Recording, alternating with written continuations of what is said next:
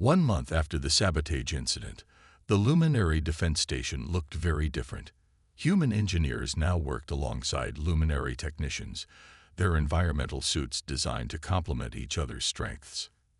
Anna Wells, fully recovered thanks to her natural resilience, stood with First Speaker Trill in the observation deck, watching the teams work together. The last of the new security systems are in place, Anna reported, checking her tablet. The Dark Fleet won't be able to pull that trick again. We've got humans doing regular maintenance checks in all the high radiation areas. Trill nodded, their silver eyes reflecting the stars visible through the observation window. To think we once considered your physical adaptations a sign of being primitive. Now we understand their sophisticated survival mechanisms, perfectly evolved for challenging environments. A group of human and luminary engineers passed by, discussing modifications to the station's core containment system. The humans moved carefully to match the luminary's slower pace, while the luminary had learned to appreciate the humans' quick reactions and physical strength.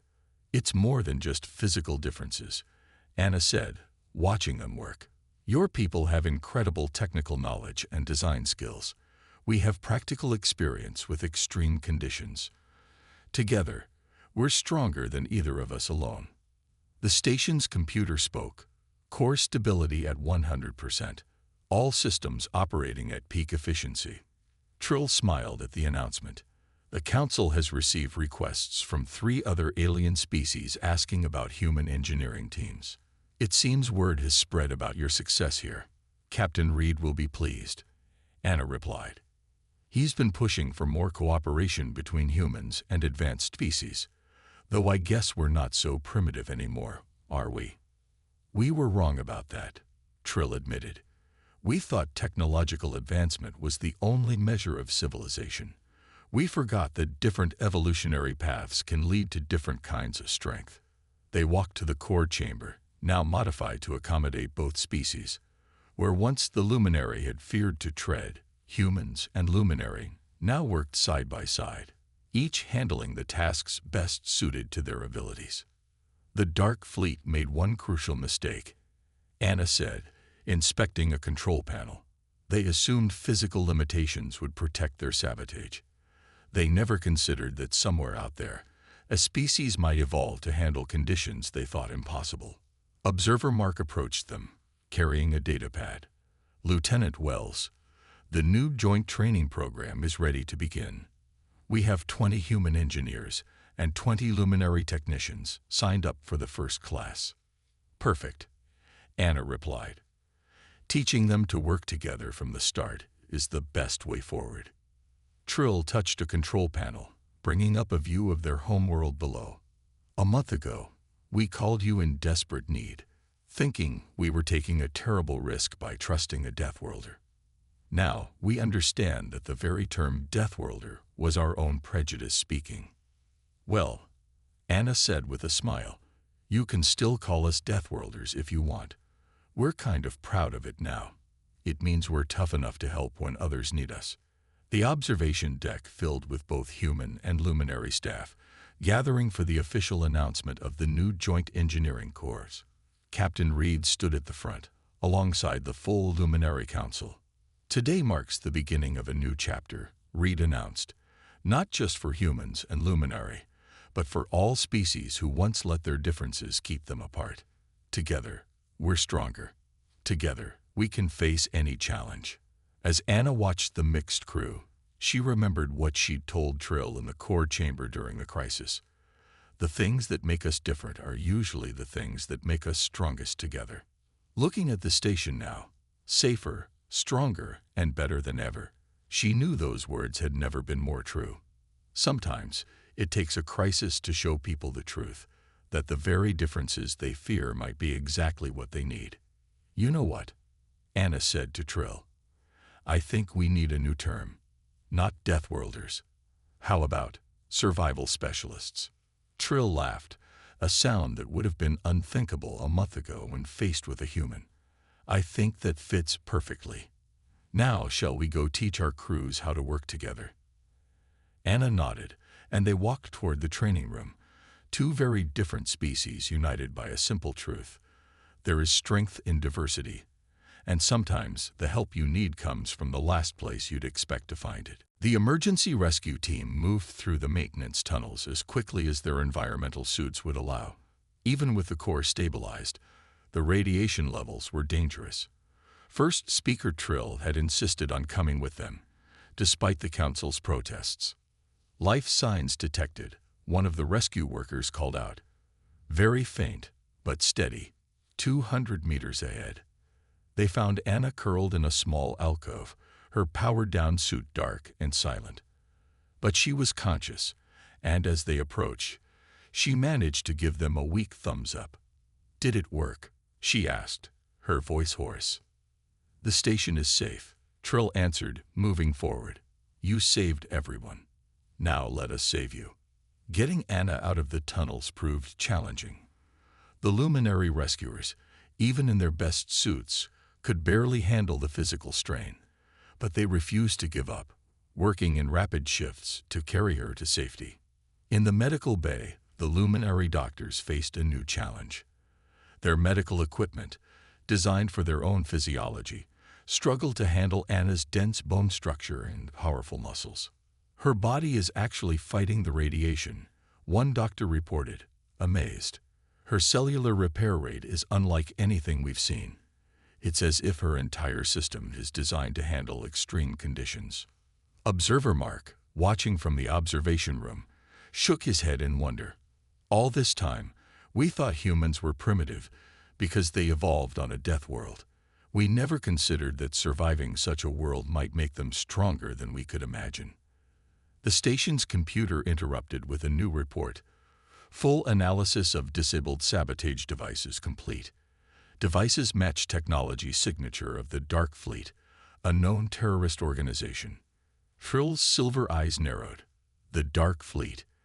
They've been trying to destabilize our defense networks for years, but we never thought they'd attempt something this bold. "They didn't expect a human," Anna said weakly from her medical bed. "Their plans probably assumed only Luminary would try to fix the problem." The doctors continued their work, adapting their treatments to match Anna's unique physiology. To their surprise, she was already showing signs of recovery. Her body, evolved to handle Earth's harsh conditions, was repairing itself at an incredible rate. "You know what's funny?" Anna said, managing a small smile. "On Earth, I was just an average engineer, nothing special. Here, just being human made me the right person for the job." Trill moved closer to her bed. "You are far more than just the right person for the job. You risked everything to save our station and our world. You proved that being a Deathworlder, as we called you, isn't a disadvantage. It's a gift." The medical bay's doors slid open, and Captain Reed from the Earth Diplomatic Corps rushed in. He'd been updated about the situation and had come as soon as possible. "Lieutenant Wells," he said, looking at her vital signs with concern. "When I sent you on this mission, I didn't expect you to single-handedly stop a terrorist plot." "Just doing my job, sir," Anna replied. "Though I might need a few days off to recover." The captain turned to Trill. "First Speaker, I hope this incident hasn't damaged relations between our peoples." Trill looked surprised. "Damaged? Captain, your engineer just saved our most important defense installation. She proved that humans aren't just strong in body, they're strong in spirit. The Council is already discussing making permanent changes to our cooperation protocols." "Changes?" Anna asked, trying to sit up before the doctors gently pushed her back down. "Yes," Trill said. "We want to establish a permanent human engineering team on the station. Your people's unique capabilities, combined with our technology. Together, we could be unstoppable." The medical bay fell quiet as everyone considered the implications. Humans and Luminary, working together, each bringing their own strengths to the partnership. "Well," Anna said finally, "I guess being a Deathworlder isn't so bad after all." "No," Trill agreed, "it isn't bad at all. It's exactly what we needed." Static crackled over the communication system as Anna's voice broke through, now barely understandable. "Fourth device. Disabled. Moving. 5th location. Then the signal died completely. In the control room, first Speaker Trill and the council members watched the station's internal sensors, tracking Anna's life signs as she moved deeper into the maintenance tunnel network. The humans' vital signs were elevated but stable, despite radiation levels that their sensors could barely measure. Core stability at 8%, the computer announced.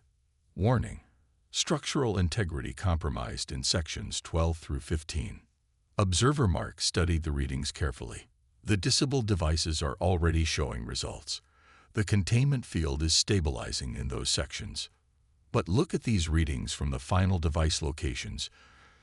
Trill pointed to the display. The radiation levels are nearly double what Lieutenant Wells has faced so far, even for a human. A violent tremor shook the station, stronger than any before. Emergency lights flashed as new warnings appeared on every screen.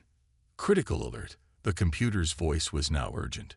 Core containment breach imminent in sections 22 and 23.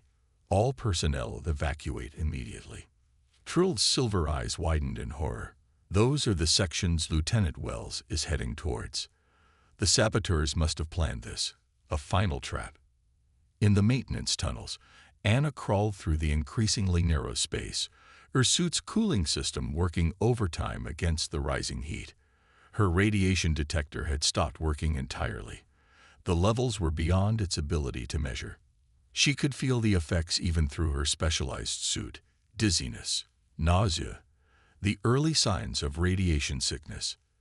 But she kept moving. The 5th device was just ahead, planted where the tunnel curved sharply. As she worked to disable it, her trained eye caught something new, a small detail that made her blood run cold. These last devices were different. They weren't just meant to destabilize the core. They were bombs, designed to trigger a chain reaction when the containment field weakened enough. Anna quickly did the math in her head. There wasn't time to disable them all safely. The final devices would detonate before she could reach them, taking the station and the Luminary Homeworld's defense system with them. Unless she checked her suit's systems.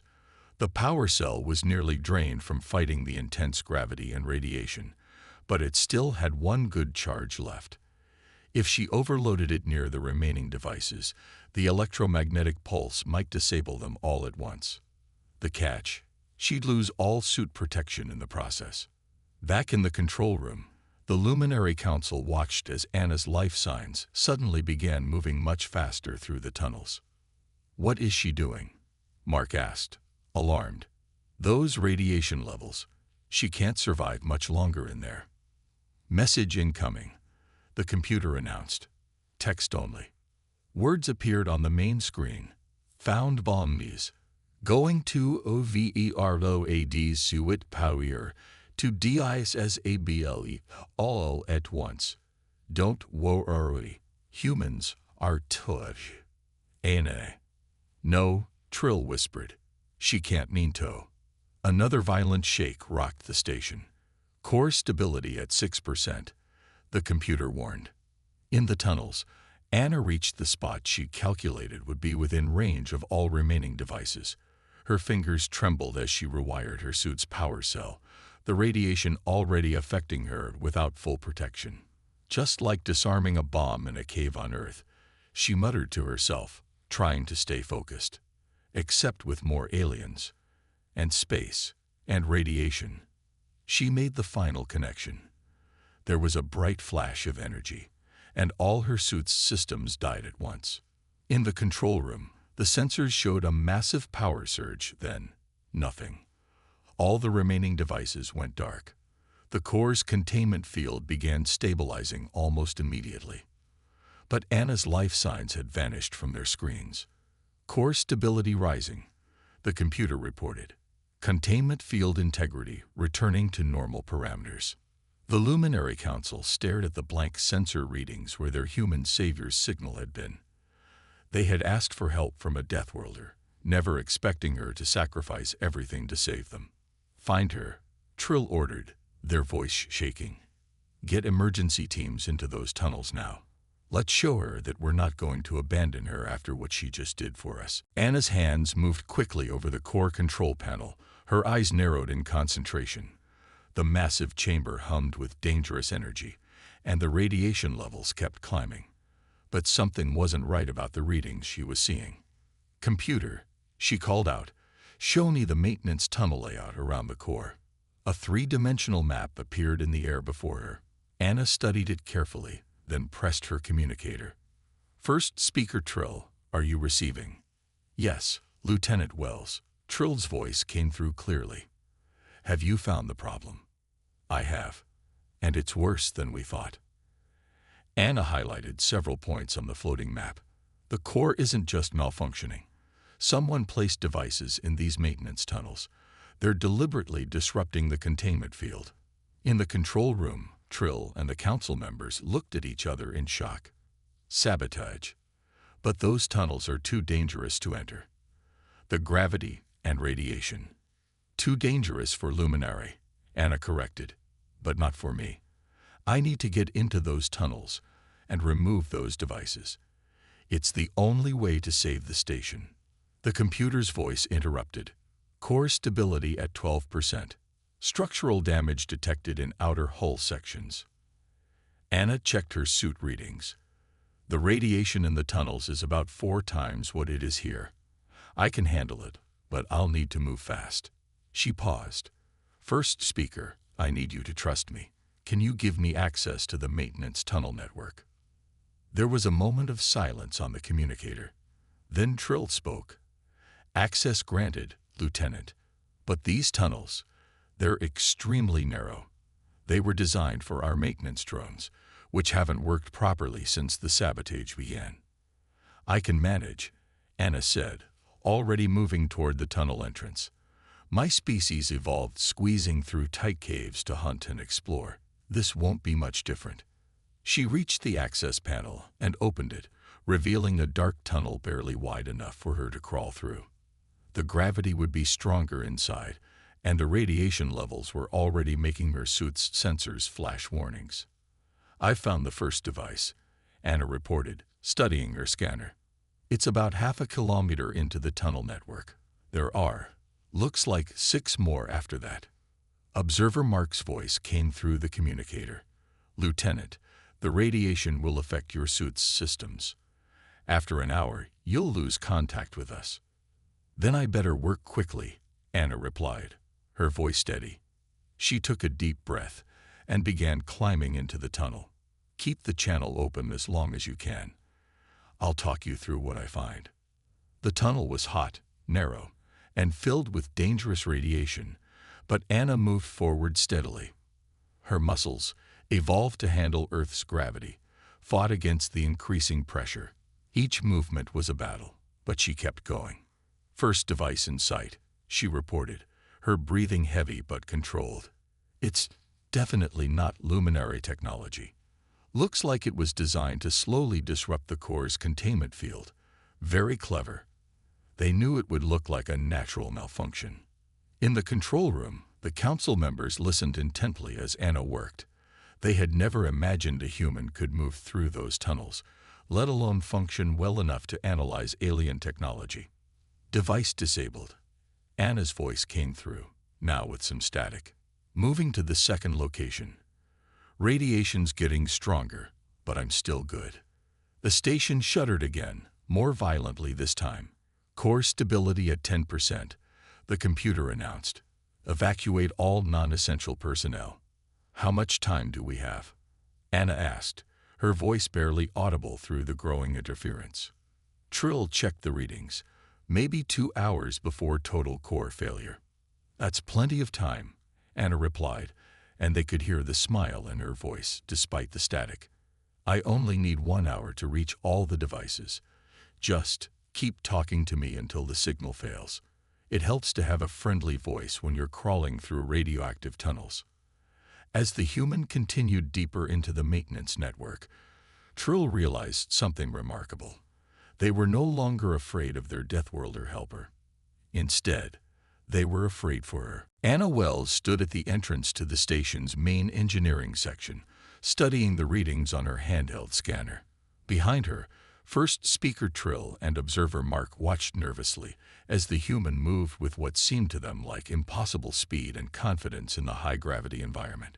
"The radiation levels are much worse than your reports showed," Anna said, frowning at her device.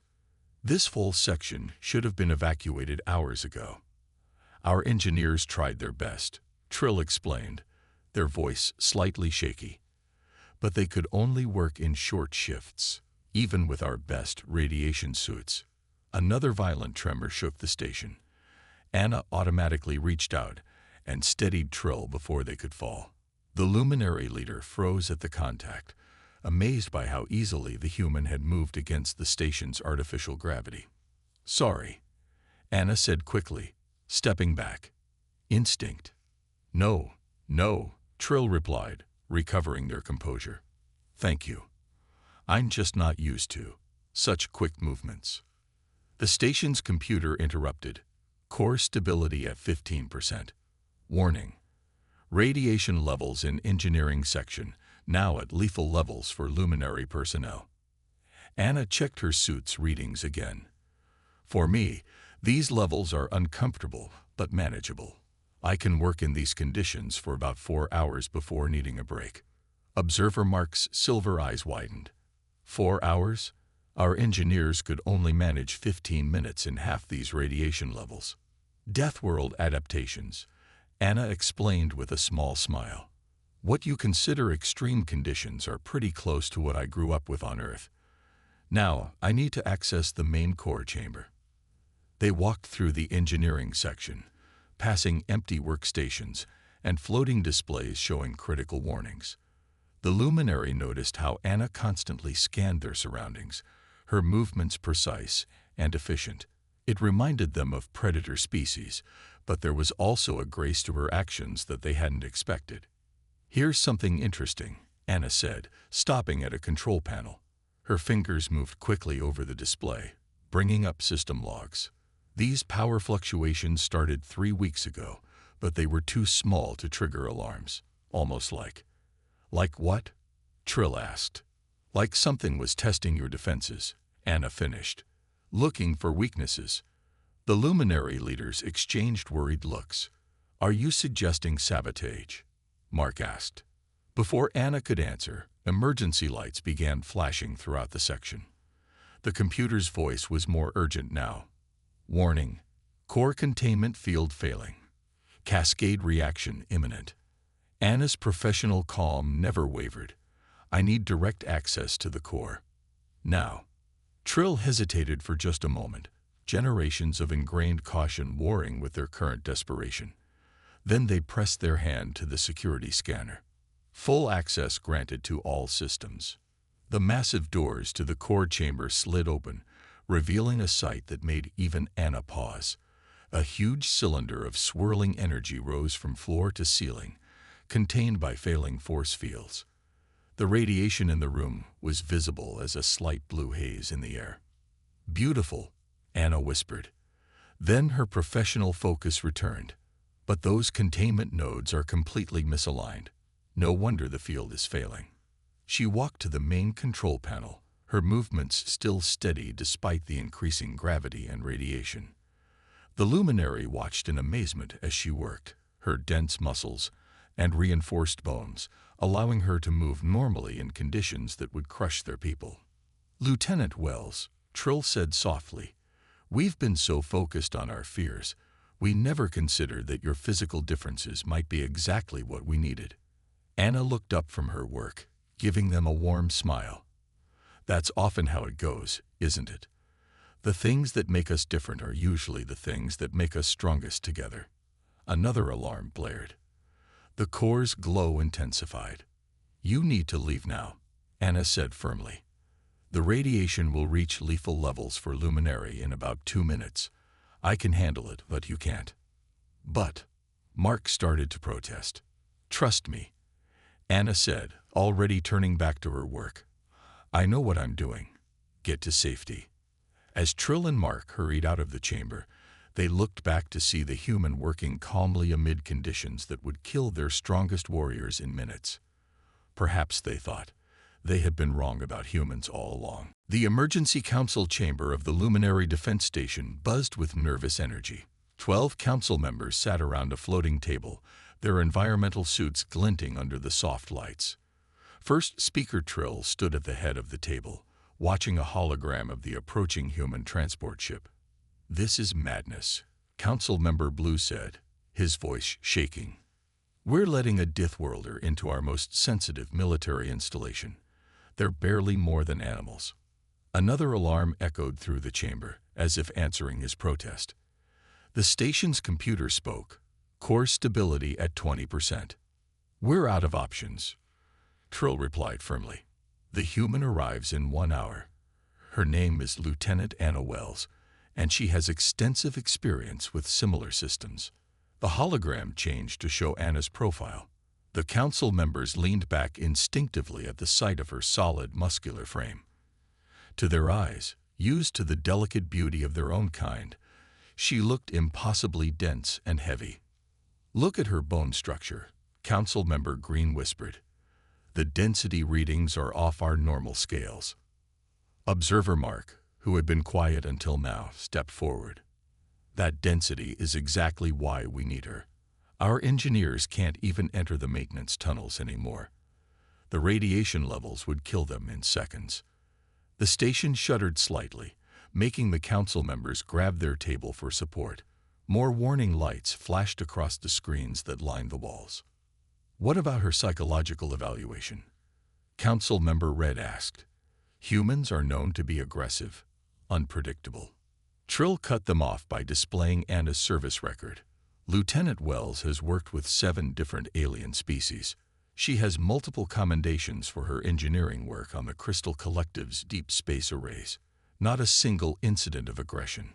"But the classified systems," Blue protested again. "Our defense protocols will be worthless if this station breaks apart," Trill finished. "The core is failing. Without repairs, we lose everything anyway." The chamber doors slid open, and Captain Reed from the Earth Diplomatic Corps walked in. He was wearing a light environmental suit out of courtesy for Luminary customs, though he didn't need it. Like all humans, he moved with what the Luminary saw as alarming speed and strength. "Council members," Reed said, bowing slightly. "Lieutenant Wells has arrived early. She's reviewing the station's schematics now and believes she's identified several potential solutions." "Already?" Green asked, surprised. "But we haven't even given her access to." "She analyzed the power fluctuations from orbit," Reed explained. "She says they match a pattern she's seen before." The council members exchanged nervous looks. They hadn't expected such quick analysis from a primitive species. Trill made their decision. "Bring her in." The doors opened again, and Anna Wells entered. She wore a standard Earth engineering suit, much heavier and more sturdy than the Luminary environmental suits. Her movements were careful and measured, clearly trying not to frighten the council members. "Thank you for having me," she said softly, which surprised the council. They had expected a loud, booming voice. "I understand your concerns about my presence here. I promise you, I'm only here to help." She stepped forward and activated her own holographic display, showing a detailed analysis of the station's core. The radiation pattern suggests cascade failure in the containment field generators. Standard procedure would be to shut down and rebuild, but I understand that's not an option for a planetary defense station. The council watched in silence as she explained her repair plan. Her knowledge was undeniable, her manner professional and calm. Another violent shudder ran through the station. "Core stability at 18%, the computer announced. "We need to decide now," Trill said to the council. "Do we trust her?" Anna stood quietly, letting them decide. Despite her powerful frame, despite coming from a world that the Luminary considered a nightmare of high gravity and radiation, she showed nothing but patience and professionalism. Finally, Council Member Blue spoke. "We built this station to protect our people. If saving it requires working with a Deathworlder, then we adapt. Like our ancestors did." Trill nodded. "Lieutenant Wells, you have full access to all systems. Save our station. Anna's response was simple. I'll do my best. Now, please show me to the core access. We have work to do. The warning lights on the Luminary Defense Station's main control room flashed red for the third time that day. First Speaker Trill's silver eyes widened as another system failure alert appeared on the floating display. Their slender fingers, nearly transparent under the soft blue lighting, trembled as they reached for the emergency communication panel. This cannot continue, Trill whispered to their second-in-command, Observer Mark. The station's systems are failing faster than our engineers can handle. The two luminaries stood in their environmental suits, which protected their delicate bodies from what they considered the station's harsh conditions. Even with the protection, they could only work for short periods before needing rest. Their species had evolved on a low-gravity world with minimal radiation, making their bodies tall, thin, and physically fragile compared to many other species. Another alarm blared through the station. This time, it was different. A deep, pulsing sound that made both aliens freeze in place. Core stability at 30%, the station's computer announced. Warning: radiation levels increasing in maintenance sectors. Observer Mark moved to the main console, their long fingers dancing over the controls. First Speaker, the containment field around the core is failing. If we cannot repair it within 48 hours, the station will begin breaking apart. The defense station was the pride of the Luminary people. It protected their homeworld, housed their most advanced technology, and served as a symbol of their civilization's achievements. But now, that same technology was threatening to destroy everything they had built. Send emergency calls to all our allies, Trill ordered, their voice steady despite their fear. We need help. Hours passed as responses came in. The floating mines of Sector 7 were too far away. The Crystal Collective couldn't survive the radiation. The Machine Unity's robots would be destroyed by the magnetic interference. Each rejection made the situation more desperate. Then, a junior communications officer spoke up. First Speaker, I have an unusual suggestion. Trill turned to the young luminary. Speak freely. We have no time for hesitation. There's a species that might be able to help. They're not part of the Advanced Civilizations Council, but their physical capabilities are remarkable. The officer pulled up a file on the main screen. They're called humans. The room fell silent. Everyone knew about humans. They were a primitive species from a high-gravity death world, barely spacefaring by luminary standards. But they were also known for something else: their incredible physical endurance and radiation resistance. Impossible, Observer Mark protested. We cannot allow a Deathworlder on this station. They're dangerous, unpredictable. Another alarm cut through the room. Core stability at 25%. Trill raised a hand for silence.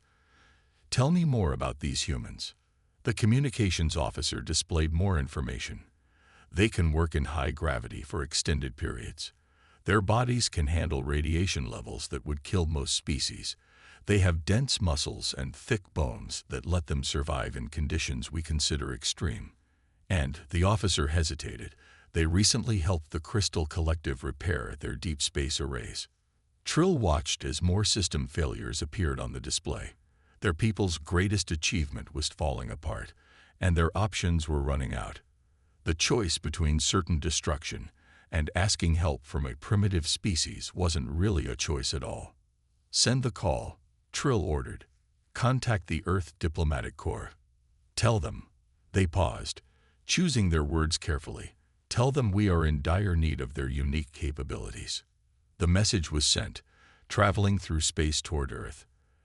As they waited for a response, Trill looked out the observation window at their beautiful homeworld below. Their people had achieved so much through technology and intelligence, but now their survival might depend on the very things they had evolved away from: physical strength and endurance. Message received from Earth Diplomatic Corps, the communications officer announced. Captain Reed responding. They're sending their best station engineer.